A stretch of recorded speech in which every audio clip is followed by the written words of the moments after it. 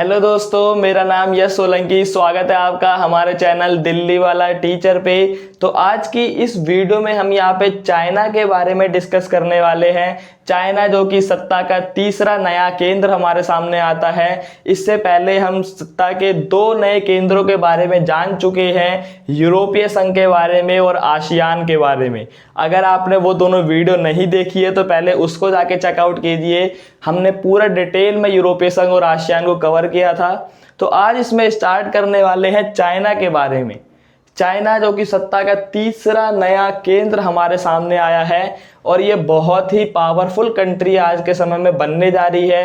पूरा चाइना का इतिहास खोलने वाले हैं इस वीडियो के अंदर, तो जुड़े रहिएगा मेरे साथ एंड तक। तो चलिए स्टार्ट करते हैं चाइना को।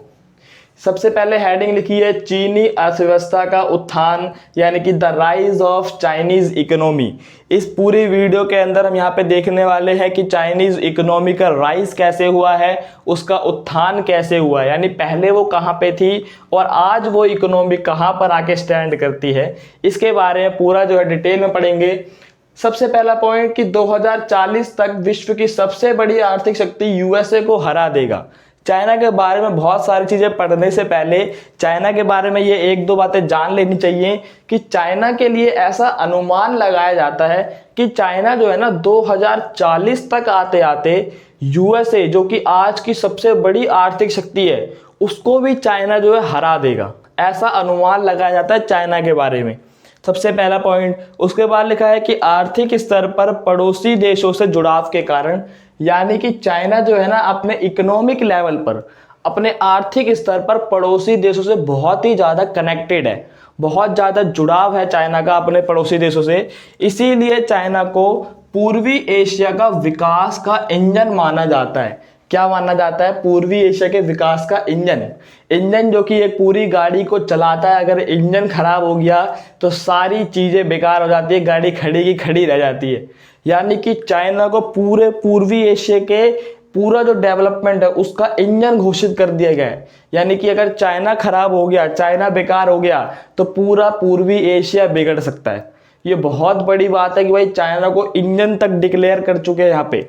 उसके अलावा चाइना जो है चीन की विशाल जनसंख्या है 1.44 अरब। हमारे से थोड़ी सी ज़्यादा समझ आ रहा है ना। तो चीन की विशाल जनसंख्या 1.44 अरब। उसके अलावा उसका बड़ा भूभाग, यानी कि बहुत बड़ी कंट्री है, थर्ड लार्जेस्ट कंट्री है पूरे वर्ल्ड के अंदर। संसाधन चाइना के पास बहुत सारे हैं, रिसोर्सेज बड़ी मात्रा में देखने को मिलते हैं। क्षेत्रीय अवस्थिति को अगर हम देखेंगे, यानी कि अगर हम चाइना की रीजनल लोकेशन को देखते हैं तो वो भी चाइना की काफ़ी ज़्यादा अच्छी है। चाइना जो है 14 देशों के साथ उसकी बाउंड्री टच होती है।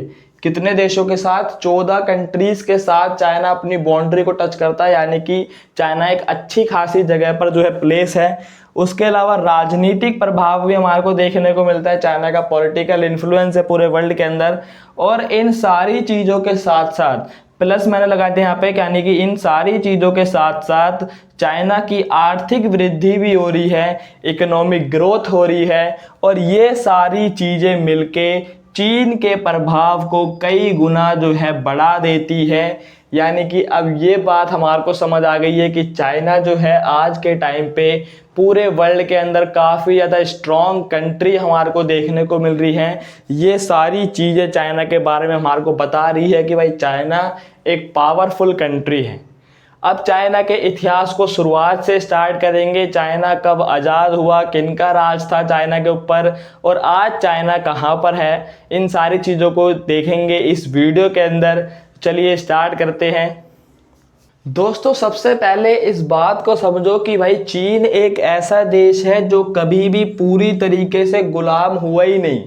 मतलब कि कई सारे क्षेत्रों पे चीन के तो जापान का कब्जा था और कई सारे क्षेत्रों के ऊपर जो है अंग्रेजों का, यानी कि ब्रिटिशर्स का कब्जा था। और कई सारे क्षेत्र ऐसे थे जो बिल्कुल जो है स्वतंत्र थे, यानी कि आज़ाद थे। यानी कि हम कह सकते हैं कि भाई चीन एक ऐसा देश है जो कभी भी पूरी तरीके से गुलाम नहीं हुआ था। यानी कि चीन कभी भी जो है ना पूरी तरीके से किसी के कंट्रोल में नहीं आया। कई सारे क्षेत्रों के ऊपर जापान वाले बैठे हैं और कई सारे क्षेत्रों के ऊपर अंग्रेज लोग बैठे थे।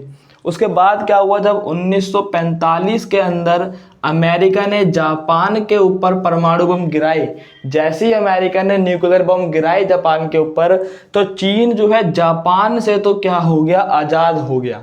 यानी कि अब उसको उन क्षेत्रों से छुटकारा मिल गया जिनके ऊपर जापान वाले जो है कब्जा करके बैठे थे।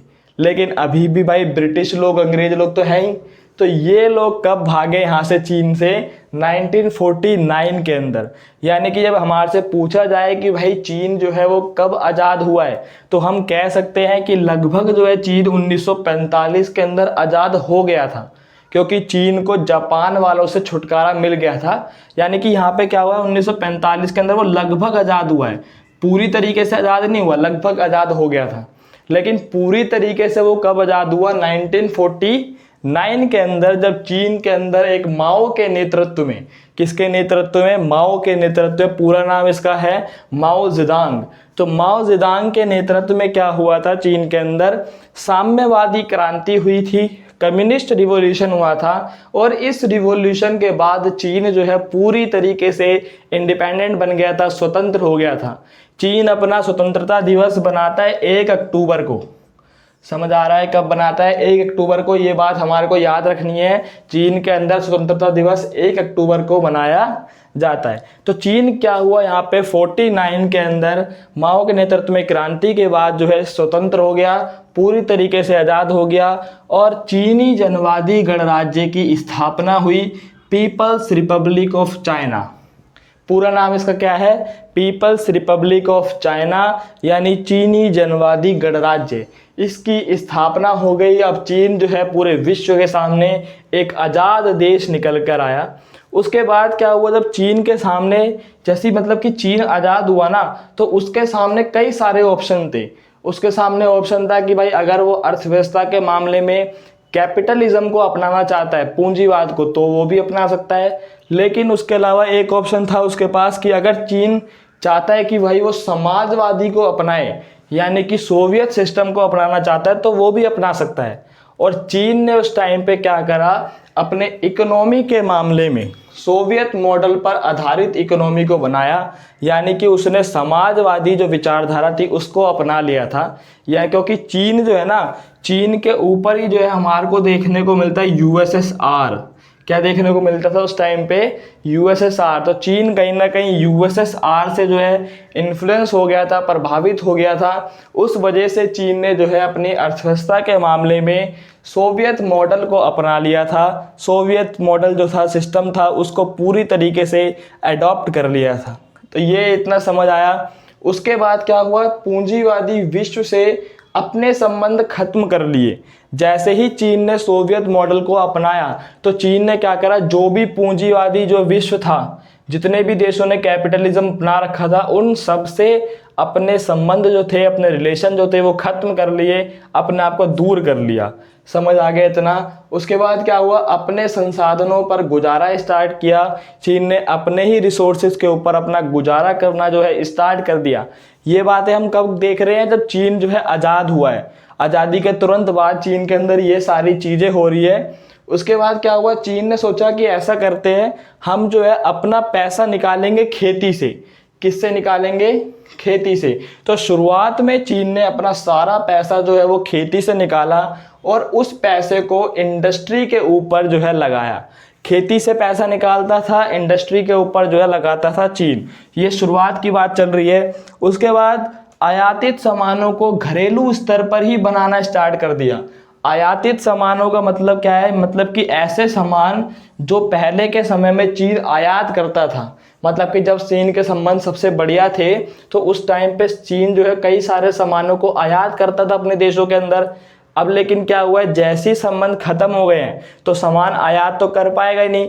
तो चीन ने क्या करा, सारे इंपोर्टेड जितने भी आयात सामान थे, उन आयातित सामानों को अपने घरेलू स्तर पर ही, अपने लेवल पर ही जो है बनाना स्टार्ट कर दिया। अपने आप उनको बिल्ड करना स्टार्ट कर दिया। तो वही बात लिखी है कि यहाँ पे क्यों ऐसा क्यों करा उसने, तो वो लिखा है क्योंकि विदेशों से टेक्नोलॉजी एंड सामान खरीदने के लिए विदेशी मुद्रा नहीं थी, क्योंकि चीन के पास अपने मतलब कि जितने भी टेक्नोलॉजी है, सामान है, इन सारी चीज़ों को खरीदने के लिए चीन के पास उस टाइम पे फॉरेन करेंसी यानी विदेशी मुद्रा थी ही नहीं।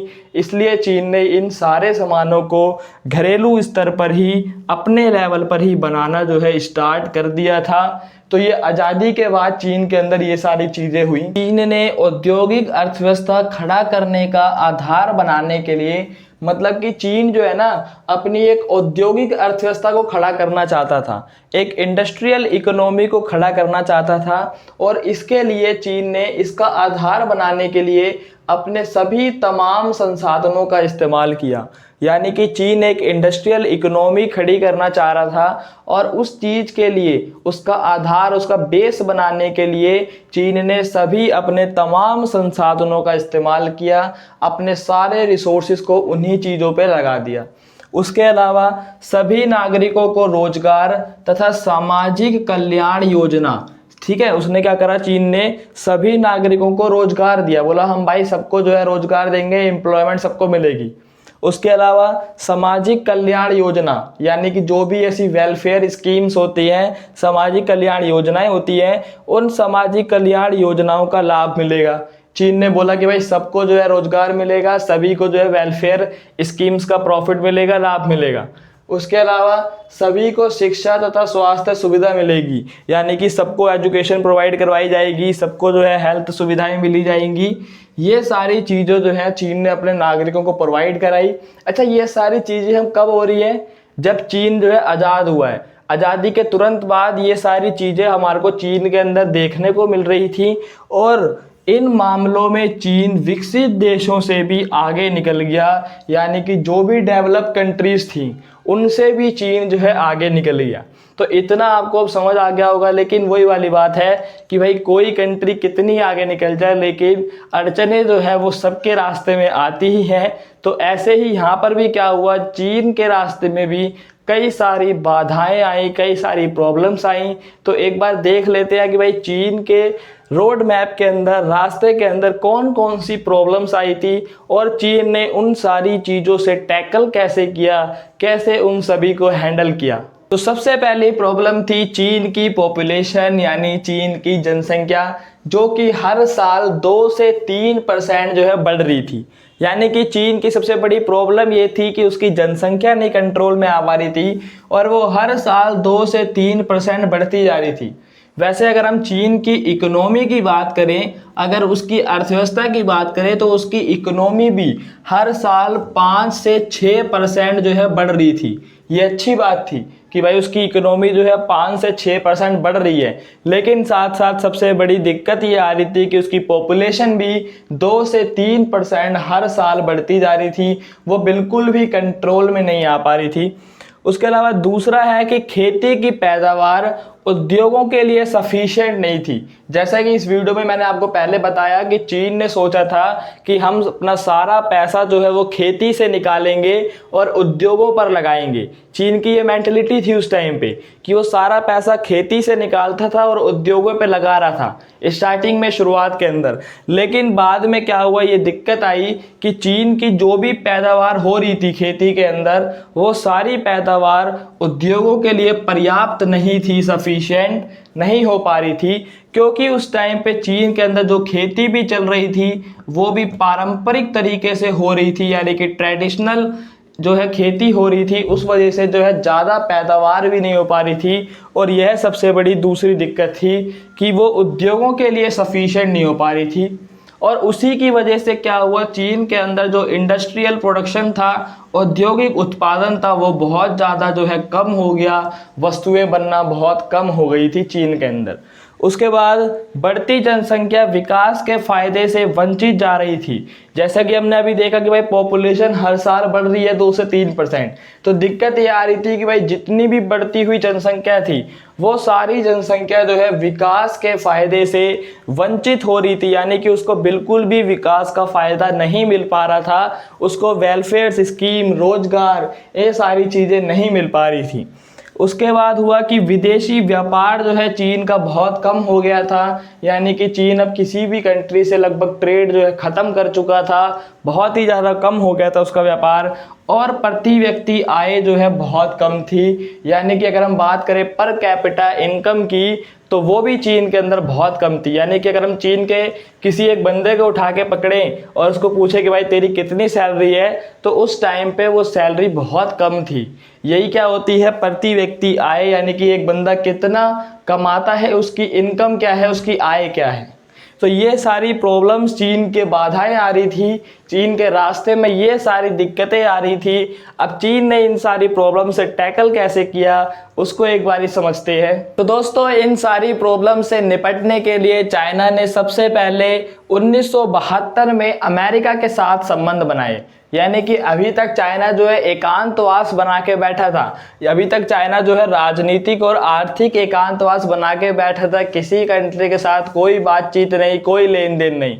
लेकिन अब चाइना ने इन सभी प्रॉब्लम से निपटने के लिए 1972 के अंदर 1972 के अंदर अमेरिका के साथ संबंध बनाए, यूएसए के साथ अपने रिलेशंस को स्ट्रॉन्ग किया और अपने एकांतवास को जो है ख़त्म कर दिया, पूरी तरीके से समाप्त किया।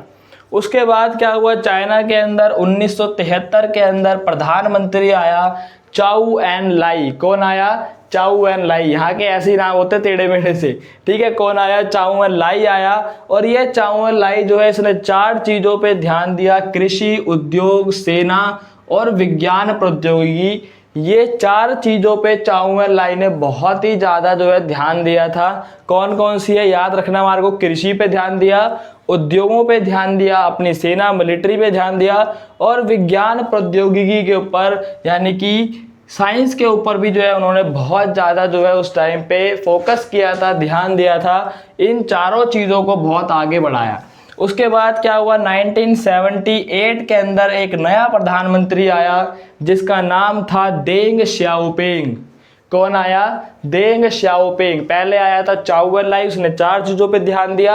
अब की बार आया देंग शाओपिंग और इस देंग शाओपिंग ने खुले द्वार की नीति को अपनाया, यानी ओपन डोर पॉलिसी को अपनाया। जैसे ही ओपन डोर पॉलिसी चाइना के अंदर आई तो चाइना की इकोनॉमी जो अभी तक बंद थी, अभी तक क्लोज थी, वो इकोनॉमी अब ओपन हो गई, पूरी तरीके से खुल गई। तो ये देंग शाओपिंग ने काम किया। याद रखना है हमारे को, 72 के अंदर अमेरिका के साथ संबंध, 73 में चाउ एन लाई, 78 के अंदर देंग शाओपिंग, खुले द्वार की नीति। उसके बाद क्या हुआ, 2 जो है निजीकरण हुए। 2 क्या हुए? निजीकरण हुए। पहला 82 के अंदर, दूसरा 98 के अंदर।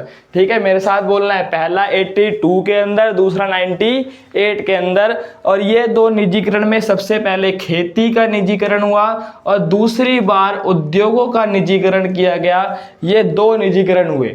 यहाँ पे समझने वाली बात यह है कि जब हमने यूएसएसआर के बारे में पढ़ा था तब हमने देखा था कि भाई उसके विघटन के बाद वहाँ पे शॉक थेरेपी आई थी। क्या आई थी? वहाँ पे शॉक थेरेपी आई थी। और शॉक थेरेपी के अंदर सारी चीज़ें एकदम से जो है प्राइवेटाइज की गई थी, एकदम से सभी चीज़ों का निजीकरण किया गया था, जिसकी वजह से पूरी जो है अर्थव्यवस्था जो है यूएसएसआर की ख़त्म हो गई थी, सारी चीज़ें बर्बाद हो गई थी। तो चाइना ने क्या करा, वहाँ से जो है अपना दिमाग लगाया। चाइना ने सोचा कि भाई हमारे को जो है शॉक थेरेपी की तरह नहीं करना है, क्योंकि अगर हम इसकी तरह करेंगे तब तो यूएसएसआर की तरह हम भी क्या हो जाएंगे, बर्बाद हो जाएंगे। तो इसीलिए चाइना ने क्या करा, अपनी अर्थव्यवस्था को धीरे धीरे करके ओपन किया। पहले जो है खेती का निजीकरण और दूसरी बार में उद्योगों का निजीकरण। और 2001 के अंदर चाइना ने वर्ल्ड ट्रेड ऑर्गेनाइजेशन के अंदर एंट्री मारी, WTO के अंदर भी वो जो है शामिल हो गया। उसके अलावा चाइना ने विशेष आर्थिक क्षेत्र बनाए, स्पेशल इकोनॉमिक जोन, क्योंकि चाइना के अंदर पहले के टाइम पर सारे जितने भी इंडस्ट्रीज थी, उद्योग थे, वो सारे बिखरे हुए थे, एक इधर एक उधर एक उधर, कुछ पता नहीं चल रहा था और हम सभी को फैसिलिटीज नहीं दे पा रहे थे। तो चाइना ने क्या करा, बहुत सारे जो है ना सेज बनाए, स्पेशल इकोनॉमिक जोन्स बनाए, ताकि उन सभी उद्योगों को एक साथ एक जगह पर फैसिलिटीज दी जा सके और वो बढ़िया से जो है अपना वर्क कर सके। तो इसलिए चाइना ने विशेष आर्थिक क्षेत्रों का निर्माण किया। स्पेशल इकोनॉमिक जोन्स बनाए और उसके लिए विशेष आर्थिक क्षेत्र के लिए व्यापार संबंधी अवरोधों को हटाया। यानी कि जितनी भी रुकावटें बीच में आती है व्यापार के अंदर, उन सभी प्रॉब्लम्स को, सभी रुकावटों को चाइना ने हटा के फेंक दिया दूसरी तरफ। उसके अलावा विदेशी निवेशक यहाँ पे अपना उद्यम लगा सकते हैं। चाइना ने एक ऐसा सिस्टम तैयार किया जहां पर जितने भी जो फॉरेन इन्वेस्टर्स होते हैं, विदेशी निवेशक होते हैं, वो अपनी इंडस्ट्रीज लगा पाए, अपने उद्यम लगा पाए। और पूरी दुनिया में प्रत्यक्ष विदेशी निवेश के लिए चाइना एक आकर्षक देश, एक अट्रैक्टिव कंट्री बनकर निकला। और जितने भी जो लोग हैं, जो विदेशी निवेशक जो कि क्या करते हैं, प्रत्यक्ष विदेशी निवेश करते हैं, यानी कि फॉरेन डायरेक्ट इन्वेस्टमेंट कहा जाता है इसी को। क्या कहा जाता है? Foreign direct investment. तो जितने भी जो ऐसे लोग हैं जो एफडीआई करते हैं, उन सभी के लिए चाइना एक अट्रैक्टिव कंट्री बनकर निकला। सभी देशों ने, मतलब सभी लोगों ने क्या करा, चाइना के अंदर जो है इन्वेस्टमेंट करना जो है स्टार्ट कर दिया और चाइना एक अट्रैक्टिव कंट्री बनके सामने आया। क्योंकि अब खुद ही आप समझो कि भाई हमारे सामने अगर दो ऑप्शन है, या तो पाकिस्तान में एफडीआई कर लो या फिर चाइना के अंदर, तो हम कहाँ करेंगे? तो सिंपल सी बात, मतलब चाइना में ही करेंगे, क्योंकि पाकिस्तान के अंदर थोड़ी है ये सारी चीज़ें। इससे स्पेशल इकोनॉमिक जोन और ये जितनी भी चाइना मतलब सुविधाएं दे रहा है, वो हमारे को पाकिस्तान में नहीं मिल रही, चाइना के अंदर मिल रही है। तो हम कहाँ जाएंगे? चाइना के अंदर जाएंगे। समझ आ रहा है? तो इसलिए जो है चाइना बहुत आगे निकल गया। तो कुछ इस तरीके से चाइना की पूरी जर्नी रही। चाइना जब मतलब कि आज़ाद हुआ था तो उस टाइम पे उसने सोवियत मॉडल को अपनाया था, अपनी अर्थव्यवस्था को ओपन अप नहीं करा था। बाद में जब प्रॉब्लम्स आई, उसके बाद चाइना ने सारी चीज़ों को करा।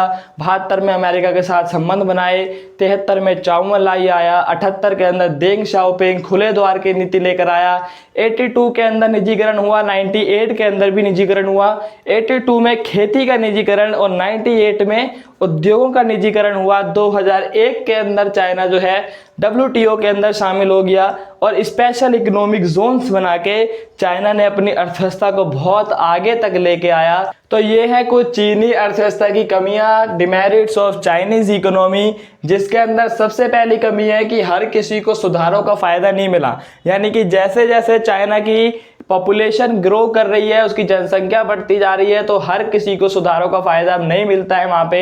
ये सबसे पहली कमी चाइना की। उसके बाद दूसरी है कि चीन में बेरोजगारी बढ़ती जा रही है, अनएम्प्लॉयमेंट जो है चीन के अंदर बढ़ती जा रही है और 10 करोड़ लोग रोजगार की तलाश में हैं। मतलब कि 10 करोड़ लोगों को तो रोजगार मिल ही नहीं रहा वहाँ पे, वो तलाश में है, घूम रहे हैं कि भाई हमारे को रोजगार दो। समझ आ रहा है? ये सारी चीजें हो रही है। उसके अलावा महिलाओं के रोजगार तथा काम करने का वातावरण खराब है। अब देख लो, ये चीज चाइना के अंदर भी हमारे को देखने को मिल रही है। चाइना में भी महिलाओं के रोजगार और काम करने का वातावरण, जो एनवायरनमेंट है, वो बहुत ज़्यादा खराब है, वो ढंग से काम नहीं कर पा रही हैं। उसके अलावा पर्यावरण का विनाश बहुत करता है चाइना। ये बात तो सबको पता है कि भाई चाइना जो है बहुत ज़्यादा एनवायरनमेंट का विनाश करता है, बहुत उसको खराब करता है। और भ्रष्टाचार चाइना के अंदर बढ़ता जा रहा है। अमीर गरीब के बीच में डिफरेंस चाइना के अंदर बहुत ज़्यादा बढ़ चुका है। अमीर अमीर होते जा रहे हैं, गरीब गरीब होते जा रहे हैं, अंतर बढ़ता जा रहा है। तो ये पूरा जो है चाइना वाला टॉपिक अब खत्म हो चुका है। सारी चीज़ें चाइना से रिलेटेड हमने डिस्कस कर ली है। चाइना कैसे आज़ाद हुआ, कैसे उसकी इकोनॉमी ऊपर गई, फिर नीचे आई, फिर अब कैसे ऊपर जा रही है, ये सारी चीज़ों को डिस्कस कर लिया है। इसी के साथ मिलते हैं अपने अगले टॉपिक के अंदर। तब तक के लिए देखते रहिए दिल्ली वाला टीचर।